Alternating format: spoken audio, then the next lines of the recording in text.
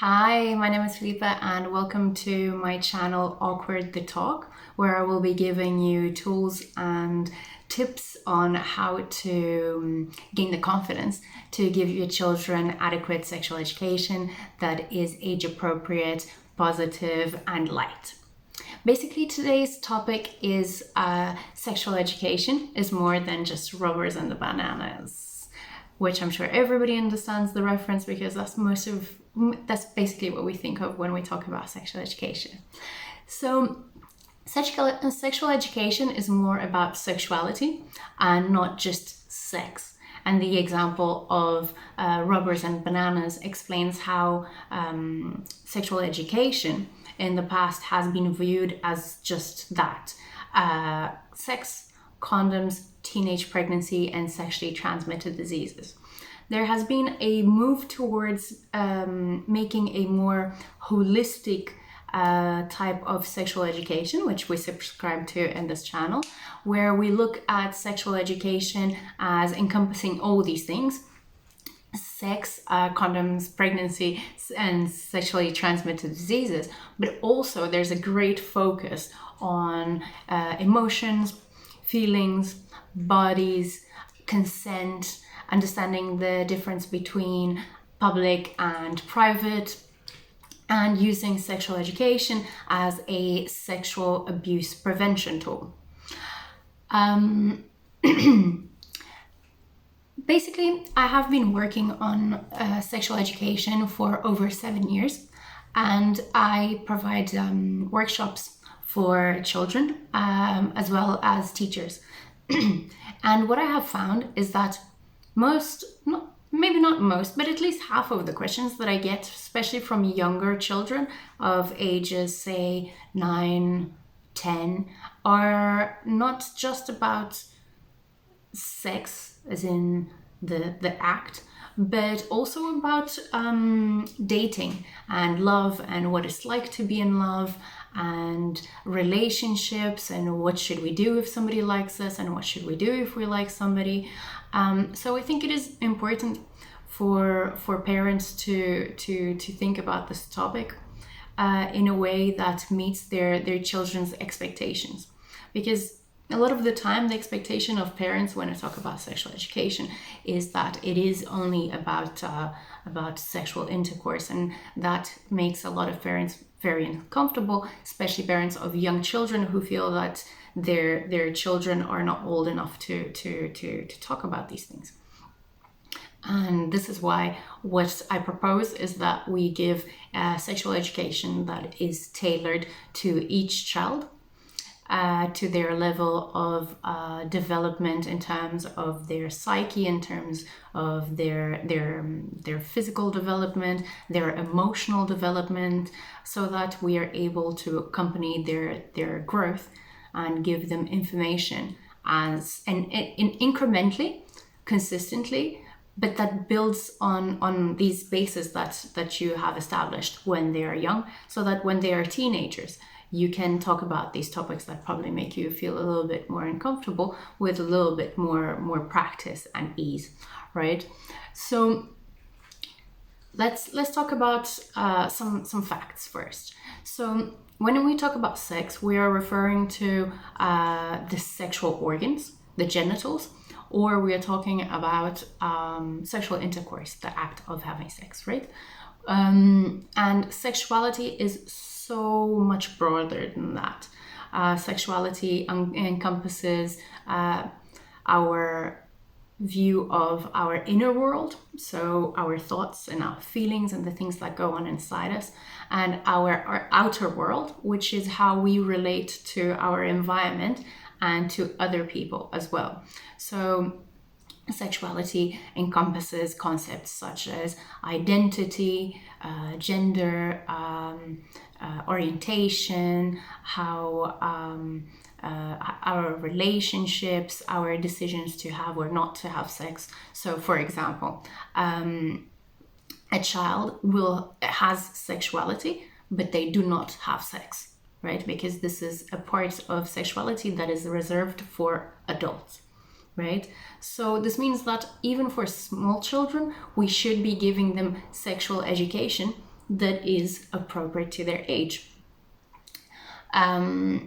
What I have found is that parents find it difficult to engage in conversations about sexual education because of their own sexual education that they received, which is usually based on either silence, where very little information was given to them, or fear, where sex was seen as something that caused disease or teenage pregnancy, and conversations like, if you get pregnant, you will not be allowed in this house anymore, or the other method of teaching sexual education from the past was shame. So if the topic of sex or sexuality came up at home, a lot of parents would just say that it is we don't talk about these things, or that sex is a sin. So it is from this experience of sexual education that parents are also a lot of the times don't know how to engage this topic, and that's perfectly fine, and that's why we're here to learn about how to make that process of engaging in these conversations a lot easier. Another reason why parents feel that they cannot provide adequate sexual education is because they feel awkward themselves talking about these subjects. They feel awkward about their own sexuality and their own expression of their own sexuality. For example, I see a lot of moms finding it very difficult to teach their children, help them develop a positive body image when they look in the mirror and they're not happy with themselves, and they do not feel that way about their own body, and they feel they're not able to transmit this value to their children.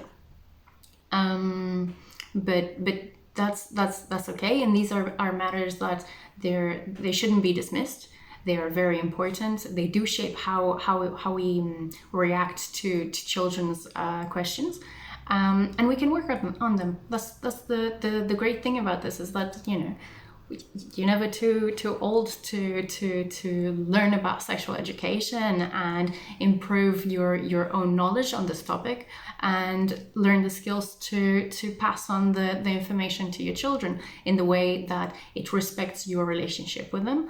It respects what you value as a parent and your family values, for example. This is why I always reiterate, and I will not get tired of saying it, sexual education.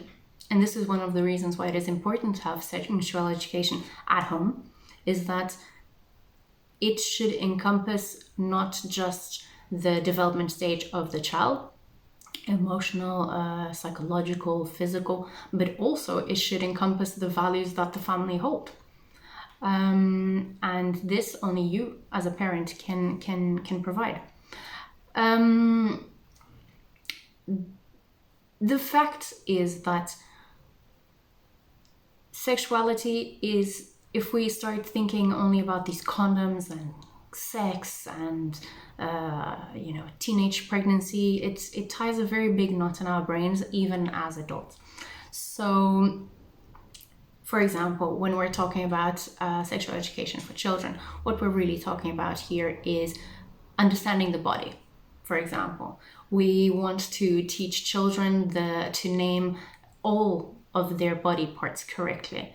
And this is important because why should you not know the correct names of your genitals, of a penis and a vulva, when you have no problem explaining to your child what is an eye and what is a mouth, and what are they used for? And the problem here also has to do with our adult brain, that when we talk about a penis or a vagina, we are thinking, ooh, sex, when really there's many other functions that these body parts carry out. So when you are explaining to your child, the eye is for seeing, and you say the penis is for peeing, the anus is for pooping. The vulva has two little holes. One is called the vagina, where babies come out of, and one is called the urethra, where we comes out of. This is the kind of information that you want to incrementally start telling your children. But the other, so in one hand, parents feel awkward to answer children's questions. And on the other hand, I find that parents are mistakenly relieved when their children don't ask them those questions. Because just because children don't ask you those questions does not mean that they don't actually have those questions in their minds. It is very natural that children have existential questions. We think that these things are only in the world of adults, but not really. Children wonder where we come from, not just where we come from as in the stomach and then out of the stomach or through the vagina. No, where we come from, what is the purpose of being here, and also where do we go when we die. So these are questions that children have, and that they make their own stories up about, and that it is important that you as a parent, if they don't ask you these questions, that you initiate these conversations. So the big cost here of you not teaching your child adequate sexual education is that, one, you are actually leaving them more vulnerable to sexual abuse. And two, you're missing out on an opportunity to really forge a strong emotional bond with your child, and a relationship based on trust, where they feel like they can count on you for anything, and that they can come to you with any question that will go unanswered. And if you don't have the right answer for your child's question, or if they catch you by surprise, or if they catch you in a public environment where you don't feel very comfortable talking about this, then you can just say to your child, if you don't know the answer, you can say, I actually don't know the answer to this. Let's go figure it out. And you go and figure it out, and explain to your kid what the answer is. Or, for example, if your kid approaches you in an elevator or somewhere public, at supermarket, anywhere, and asks you these questions, and you don't want to answer them in that moment, what you can also say is, I hear your question, and it's a really good question, but is it okay if we talk about it later? The key here is that when you say, can we talk about it later, it's not just you just pushing that topic for some other time, very far away in the future, or just conveniently forgetting about it, but that you do take the time to explain to the child. And you might want to explain why you didn't feel comfortable talking about that in front of other people. And here is when a good opportunity to introduce the concept of private and public, for example. Your relationship with your child will change today if you start giving them adequate sexual education. You will be answering questions that they have. When they're toddlers, they are just little kids are just born explorers. We're the ones who take the creativity and inquisitiveness of their minds away by shutting down questions, or by saying that certain things are silly or nonsensical, when sometimes they're actually not. They are good questions because children don't know as much about the world as we do. So there are certain things that to them don't make sense.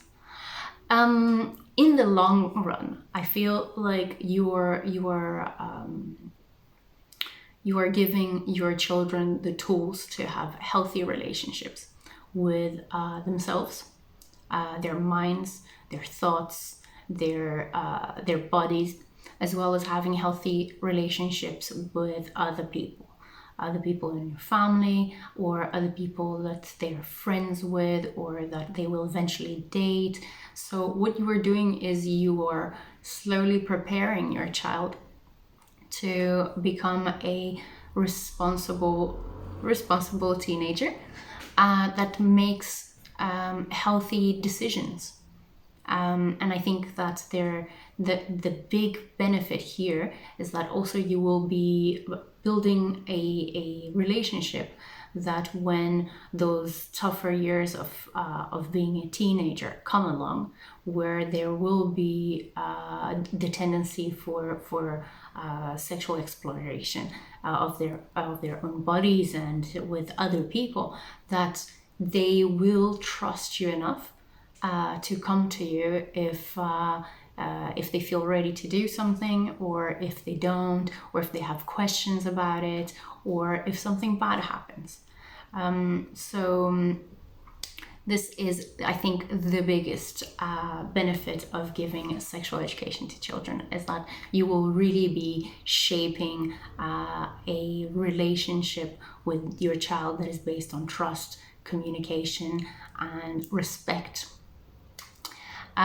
So that's basically it. That's how I want to see sexual education change from just these, sex, pregnancy, STIs, and condoms, to include more complex concepts that go from communication and trust and respect, that include conversations about the bodies and about feelings, and how to express those feelings in a healthy manner. So I hope you found this helpful. I hope it cleared some doubts about what is meant by sexual education, especially sexual education for children.